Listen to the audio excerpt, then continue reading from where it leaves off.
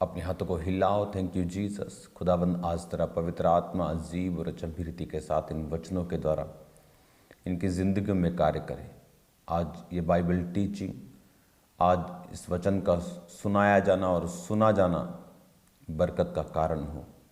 इनकी spiritual life same ना हो। मेरे सामर्थी परमेश्वर, तेरा पाक रूह अजीब और अचंभी रीति के साथ कार्य करे। प्रभु यीशु मसीह के पवित्र नाम में हम मांगते हैं, आमीन आमीन। Hallelujah. God bless you all. आज न्यायों की पुस्तक उसका 3, 4, 5, 6 बाब को हम पढ़ेंगे और हम सुनेंगे भी। ये बात हमें समझ होनी चाहिए कि परमेश्वर ने इस पुराने नियम को हमें क्यों दिया है, या वो चीज़ें जो परमेश्वर के जीसस क्राइस्ट के जन्म लेने से पहले थी उन्हें क्यों लिखा गया है। इन्हें इसलिए लिखा गया है ताकि हम परमेश्वर के हार्ट को, परमेश्वर के दिल को समझ सकें। हालेलुया। इसमें जो परमेश्वर के लोगों ने अपराध किए, गुनाह किए, उनको छुपाया नहीं गया। बाइबल कहती है मोआब एक ऐसी जाति थी जो लूत की अपनी दोनों बेटियों से जन्मी थी। एक बेटी से मोआब जन्मा, एक बेटी से। जब ये जातियां जन्मी तो परमेश्वर ने उनको छुपाया नहीं। परमेश्वर ने उस पाप को दिखाया। एक पास्टर ने किसी को बाइबल पढ़ने के लिए दी। जब वो बाइबल पढ़ के उसे वापस देने आ गया, कहता नहीं इसमें तो ऐसी बातें लिखी हैं। उसने कहा इसीलिए तो परमेश्वर सच्चा है कि उसने लोगों के पापों को छुपाया नहीं है, उन्हें बताया है और उसकी सजा भी दी है। इसलिए बाइबल कहती है कि मोआब जाति से परमेश्वर हमेशा नफरत करता रहा, क्योंकि वो लूत और उसकी अपनी बेटियों से जन्मी थी। इसीलिए जब हम उन हिस्सों को पढ़ते हैं, जब हम पुराने टाइम को पढ़ते हैं, हमें परमेश्वर के हार्ट का, उसके दिल का, उसके काम करने का तरीका, उसके दिल में क्या है, हमें ये समझ आता है। और हमें ये भी समझ आता है जब हम पुराने नियम में पढ़ते हैं, जब हम मूसा को पढ़ते हैं, यहोशू को पढ़ते हैं, कि जिस तरह मूसा ने लोगों की अगुवाई की, उसके बाद यहोशू ने लोगों की अगुवाई की। लेकिन जब ये अगुवे नहीं होते थे तो बाइबल कहती है कि फिर से वो लोग प्राय देवताओं की उपासना करने चले जाते थे। फिर से वो लोग उन्हीं बुरे कामों में घुस जाते थे और फिर से परमेश्वर उनमें अगुओं को खड़ा करता था। पहले उसने मूसा को खड़ा किया, फिर यहोशू को खड़ा किया। मूसा 120 साल का होकर परमेश्वर में मरा और यहोशू 110 साल का होकर मरा। उसके बाद परमेश्वर ने न्यायियों को खड़ा किया। न्यायी वो लोग होते थे जिनमें परमेश्वर का आत्मा समाता था। जिस तरह आज पुराने नए नियम में परमेश्वर ने कहा कि अंत के समय में मैं हर एक मनुष्य को अपनी आत्मा से भरूंगा। तो आज परमेश्वर सबको अपनी पवित्र आत्मा से भरता, लेकिन उस समय जिस पर आत्मा उतरता था वो न्यायी बनता था, वो अगुआ बनता था। और इस तरह से लेकर जब हम न्यायियों की पुस्तक को पढ़ते हैं तो परमेश्वर ने अलग अलग लोगों को अलग अलग रीति के साथ इस्तेमाल किया। परमेश्वर उनके साथ रहा, परमेश्वर ने उनके द्वारा लोगों को छुड़ाया। और फिर से जब लोग छुड़ाए जाते थे और तौबा करते थे और परमेश्वर के साथ मेल मिलाप में रहते थे, और फिर कुछ सालों बाद जब न्यायी मर जाता था तो फिर से वो उन पापों में चले जाते थे। यहाँ पर जब हम न्यायियों की पुस्तक मोस्टली इसी तरह की ये सब घटनाओं को दर्शाती है, चाहे उसमें दबोरा हो, चाहे उसमें गिदौन हो, चाहे उसमें शमगर हो, ओतनियल हो, अहूद हो। 3 बाब से लेके 6 बाब तक ये सारी घटनाएं एक ही तरह की हैं कि किस तरह से परमेश्वर में वो मुड़े, किस तरह से उन्होंने तौबा की, परमेश्वर ने न्यायी ठहराए, न्यायियों ने उनको दुश्मनों के हाथ से छुड़ाया। जब तक न्यायी जिंदा रहते थे तब तक वो परमेश्वर के साथ जुड़े रहते थे। जब उनका अगुआ उनके साथ नहीं होता था तब वो परमेश्वर से फिर से हट जाते थे। और इसमें जब हम न्यायों की पुस्तक 6 बाब पढ़ते हैं तो इस 6 बाब में गिदौन का जिक्र है। और यहाँ पर बाइबल कहती जब गिदौन परमेश्वर के द्वारा चुना गया तो एक चीज़ जो परमेश्वर की शुरू से लेकर क्योंकि वो एक साथ रहने वाला परमेश्वर, परमेश्वर की निगाह में कोई भी नया नियम या पुराना नियम नहीं है। परमेश्वर की निगाह में यीशु मसीह के जन्म के पहले की व्यवस्था है और यीशु मसीह के जन्म के बाद की व्यवस्था है। ये दोनों व्यवस्थाएं अलग अलग हैं, इसलिए परमेश्वर ने कहा था दांत के बदले दांत, आँख के बदले आँख, प्राण के बदले प्राण।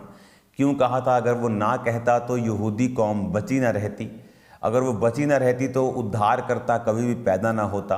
उस उद्धारकर्ता को बचाने के लिए पहले की व्यवस्था और थी, लेकिन जब उद्धारकर्ता प्रभु यीशु मसीह आ गए तो उसके बाद की व्यवस्था सिर्फ दांत के बदले दांत नहीं, अब प्राण के बदले प्राण नहीं, जो तेरे दाहिनी पर मारे बाहिनी पर मारे दाहिना आगे कर दे।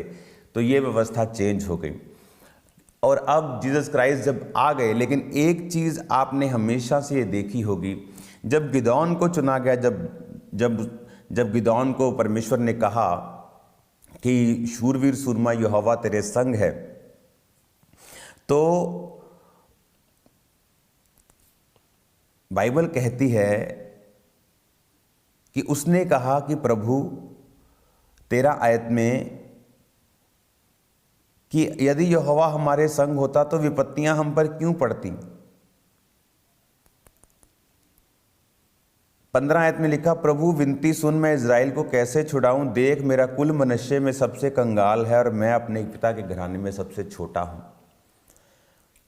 वो भी ये सेम बात कहता है कि मेरा कुल मनुष्य में, यानी मनुष्य कुल का वो था, कहता मेरा कुल मनुष्य में, यानी जितने भी कुल हैं मनुष्य में, आपकी जाति में जितने भी रिश्तेदार हैं, जितने भी आपकी जाति के लोग हैं, आप कहता मैं सबसे कंगाल हूं और कंगालों में मेरे पूरे जो कंगाल परिवार है, कहता मैं उससे सबसे छोटा हूं। लेकिन परमेश्वर कह रहा है ये शूरवीर सूरमा। इसलिए और नए नियम में भी पौलुस क्या कहता है कुरिन्थियों में, उसने कहा क्या तुम नहीं जानते परमेश्वर ने जगत के निर्बलों को और तुच्छों को चुन लिया। ये परमेश्वर की एक हॉबी है, ये परमेश्वर की एक कह लो कि उसकी एक थिंकिंग है कि मैं सबसे छोटों को, सबसे कंगालों को, सबसे निर्बलों को, सबसे कुचले हुओं को, सबसे तुच्छों को चुनूंगा, उन्हें बुलाऊंगा, उन्हें इस्तेमाल करूंगा और उन्हें जो अपने आप को उच्च समझते हैं उनसे भी अधिक ऊंचा करूंगा। अगर आपको इसको अच्छी तरह से पढ़ना है तो बाइबल कहती है, जब हम इन्हीं न्यायियों की पुस्तक को 7 अध्याय से पढ़ेंगे तो उसमें लिखा, गिदौन जो यरुब्बाल भी कहलाता है और सब लोग जो उसके संग थे सवेरे उठे और हरोद नामक सोते के पास अपने डेरे खड़े किए और मिधानियों की छावनी उनकी उत्तरी और मोरे नामक पहाड़ी के पास तराई में पड़ी थी। तब यहोवा ने गिदौन से कहा, जो लोग तेरे संग हैं वे इतने हैं कि मैं मिधानियों को उनके हाथ नहीं कर सकता, नहीं तो इजरायली ये कहकर मेरे विरुद्ध अपनी बड़ाई मारने लगेंगे कि हम अपने ही भुजबल के द्वारा बचे हैं। परमेश्वर कहता तेरे पास जो लोग हैं ना, ये इतने हजारों में हैं कि जब तुम लड़ने के लिए जाओगे और लड़के जीतोगे तो इन लोगों को ये लगेगा कि हम बहुत बड़ी गिनती में हैं, इसीलिए हम जीत गए हैं। आप देखो परमेश्वर का थिंकिंग प्रोसेस क्या है। इसलिए बाइबल में लिखा है कि आप अगर हम्बल होंगे, आप अगर नम्र होंगे तो परमेश्वर आपको बढ़ाएगा। इसीलिए मैं लोगों को ये बोलता हूँ कि इस संडे जितने मिरेकल हुए, जितनी हीलिंग्स हुई, जितनी डिलीवरेंस हुई, अगले संडे के लिए हमें एक फिर से नई ग्रेस की ज़रूरत है, फिर से हम्बल होने की ज़रूरत है, क्योंकि हम जानते हैं कि ये काम हम नहीं कर रहे, ये काम परमेश्वर का आत्मा कर रहा है। जब लोगों को ये समझ नहीं आती और वो उसी संडे की सेलिब्रेशन में लगे रहते हैं और अगले संडे क्या देखते हैं कि परमेश्वर का आत्मा उनके साथ नहीं है, क्योंकि परमेश्वर ये बताता है कि मैं तेरे ही बल से, तेरी ही शक्ति से ये काम नहीं कर रहा हूँ। अगर मैं ये बोल सकता कि मैं कंप्यूटर इंजीनियर था, मैं बड़ा चालाक था, परमेश्वर ने मुझे चुन लिया और इसीलिए जब मैं बाइबल पढ़ता हूँ मुझे परमेश्वर अलग अलग भेद देता है, इसलिए मैं बाइबल के वचन को अच्छी तरह सुना पा रहा हूँ, ऐसा नहीं था। उससे पहले परमेश्वर ने मुझे मेंटली अपसेट के अटैक्स से गुजारा, इतना लो कर दिया कि मुझे मालूम था कि मैं 0 करके उसके बाद परमेश्वर ने अपनी बाइबल मुझे दी, ताकि जब मैं वचन को सुनाऊं तब मुझे ये मालूम हो कि इसमें मेरा कोई लेना देना नहीं है, इसमें मेरी कोई ताकत, कुव्वत, मेरी बुद्धि, बल, शक्ति नहीं है, बिकॉज टोटल जीरो माइनस होने के बाद परमेश्वर ने ग्रेस मुझे दी। और इसीलिए ताकि जब मैं ये वचन को सुनाऊं, तब जब मैं प्रीच करूं तो मुझे मालूम हो कि ये मेरी बुद्धि और शक्ति से नहीं बल्कि ग्रेस से हो रहा है। और यहां पर भी परमेश्वर कह रहा था कि इतने लोगों को तू लेके जा रहा है, ये लोग समझेंगे कि अपने भुजबल से ये जीते हैं, तो इनको कम कर। तो उसने जाके प्रचार किया कि जो कोई तुम में से डरता हो वापिस चला जाए। 3 आयत में लिखा तो कहता कि 22,000 लोग लौट गए, यानी 32,000 थे और 10,000 रह गए। परमेश्वर ने कहा अभी भी ज्यादा है, इतने लोगों से भी मैं तुझे जितवा नहीं सकता। कहता अब जाके नाले में चला जा, अब मैं उसे परखूंगा। और बाइबल क्या कहती है कि वह सोते के पास नीचे गया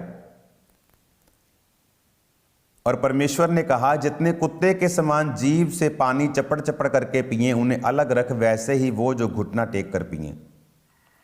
तो उसने 10,000 लोगों को कहा कि सोते के पास जाओ और पानी पियो। और कईयों ने पानी पिया पूरा, जैसे तसल्ली के साथ नहीं खाते लोग पीते, तसल्ली के साथ पूरा घुटने टेक कर, पूरा मुंह डालकर अच्छी तरह से पानी पिया। और 300 लोगों ने कुत्ते के समान चपड़ चपड़, यानी अब लोग इसकी गलत व्याख्या बहुत करते हैं इस वचन की।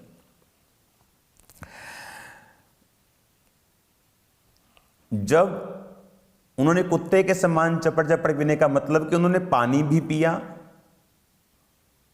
और वो अलर्ट भी थे कि उनके आसपास क्या हो रहा है।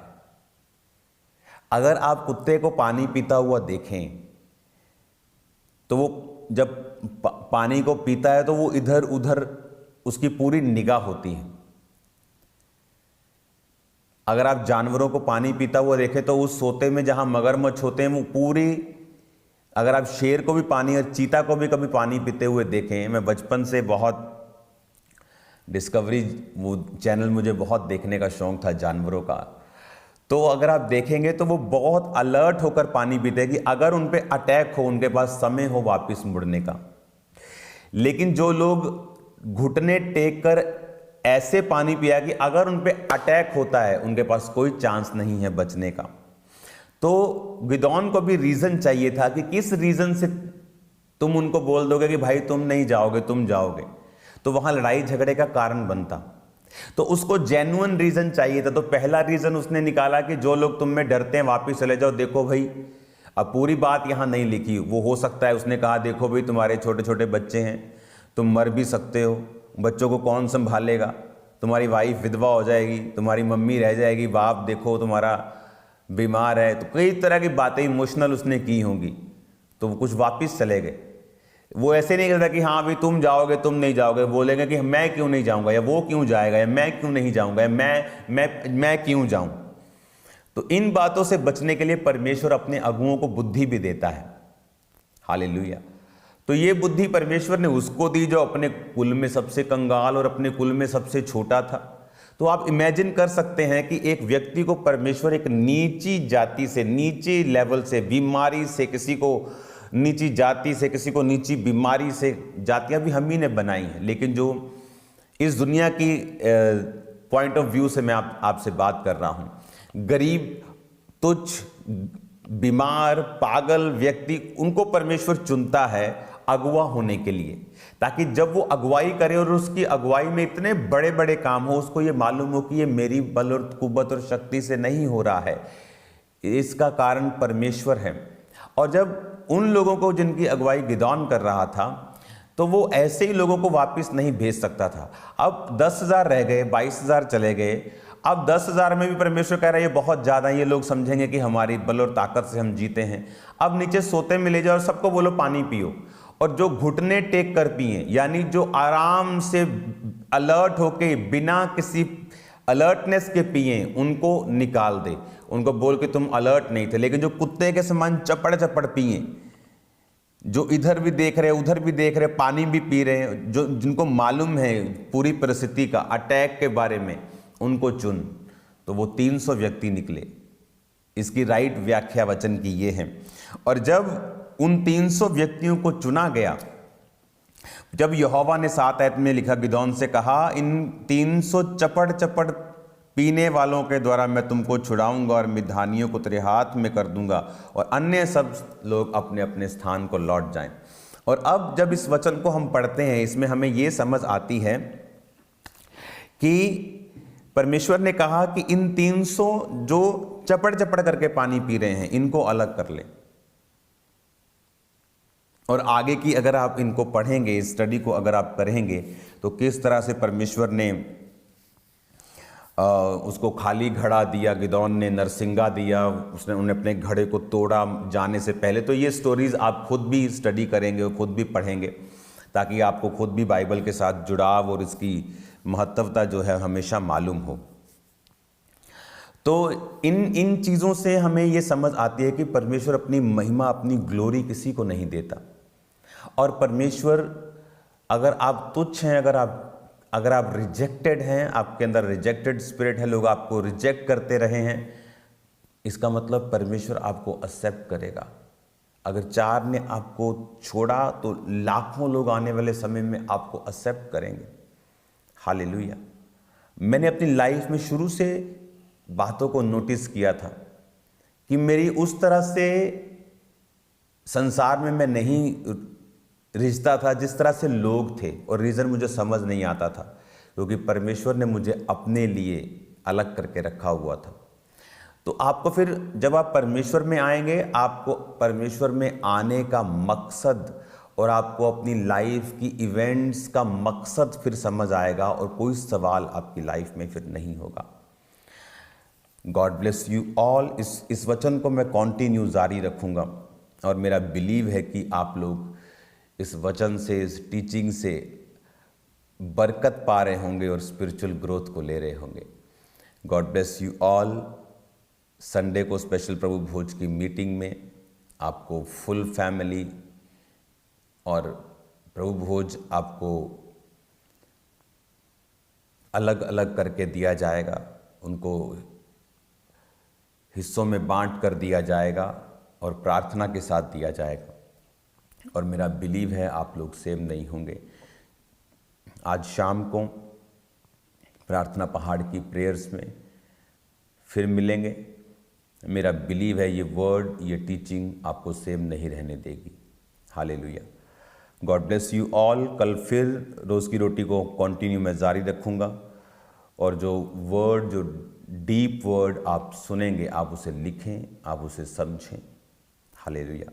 संडे को मिलेंगे खुदावंद की प्रेजेंस में। जितने लोग आज पहली बार इस वचन के साथ जुड़े हैं, अपनी आंखों को बंद करके अपने हाथों को उठा के मेरे पीछे एक प्रार्थना करें।